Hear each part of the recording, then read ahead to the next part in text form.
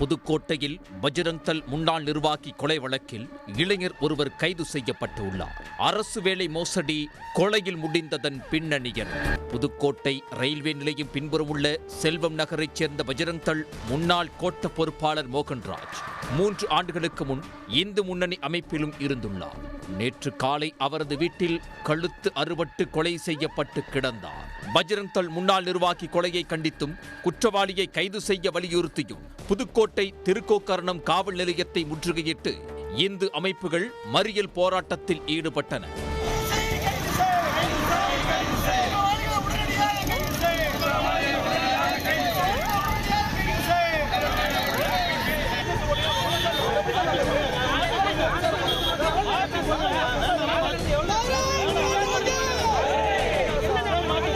அப்போது பேச்சுவார்த்தைக்கு வந்த காவல் ஆய்வாளரை இந்து அமைப்பைச் சேர்ந்த நபர் தள்ளிவிட்டதால் பரபரப்பு ஏற்பட்டது.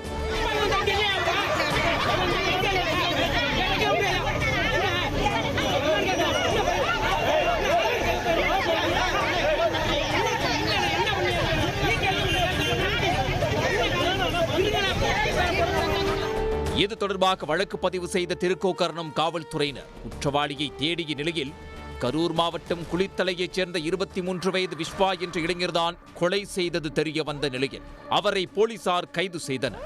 அவரிடம் விசாரணை நடத்தியதில் பஜ்ரங் தள் முன்னாள் கோட்ட பொறுப்பாளர் மோகன்ராஜ் கடந்த 3 ஆண்டுகளுக்கு முன்பு அரசு வேலை வாங்கித் தருவதாக கூறி 14 லட்சம் ரூபாயை பெற்றுக்கொண்டு அரசு வேலை வாங்கித் தராமல் இழுத்தடித்துள்ளார். பிறகு 10 லட்சம் ரூபாய் பணத்தை திருப்பி தந்த நிலையில் 4 லட்சம் ரூபாயை கொடுக்காமல் இழுத்தடித்துள்ளார். விஸ்வா கடன் வாங்கி கொடுத்தவர்கள் அவருக்கு நெருக்கடி கொடுத்ததால் செய்வதறியாமல் தவித்துள்ளார்.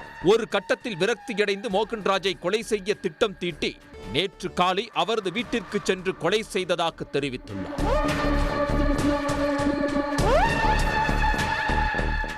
மேலும் மோகன்ராஜை கொலை செய்துவிட்டு விஸ்வா அங்கிருந்து நடந்தே சென்றுள்ளார். அப்போது அந்த வழியாக வந்த பேருந்தில் ஏறி சென்றுள்ளார். விஸ்வா மோகன்ராஜ் வீட்டிற்கு அடிக்கடி வந்து பணம் கேட்டு செல்வதை வாடிக்கையாக வைத்திருந்த நிலையில் மோகன்ராஜ் பணத்தை கொடுக்காமல் இழுத்தடித்ததுடன் முடிந்தால் பணத்தை பெற்றுக்கொள் என்று பேசியதாக கூறப்படுகிறது.